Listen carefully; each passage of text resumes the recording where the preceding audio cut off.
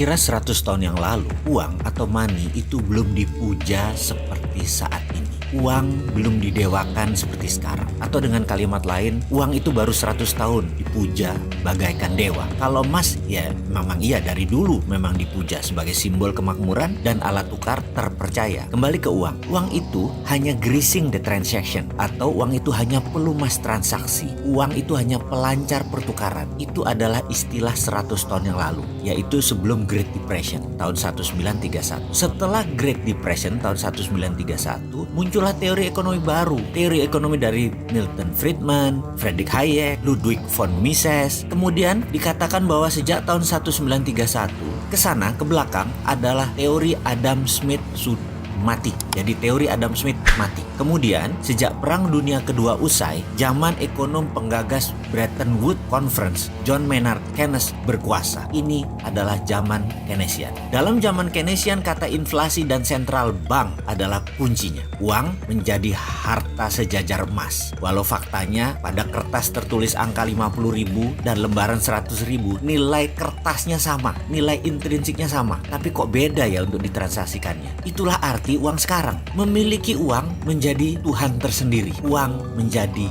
dipuja, uang bahkan disembah. Namun ada fakta baru. Di tahun 2008 ketika subprime mortgage terjadi, hancurlah bank, hancurlah raja uang, mitranya Federal Reserve. Maka dengan lantang kita seharusnya berani mengatakan Keynesian is dead, atau Keynesian sudah mati. Teori Keynesian usang.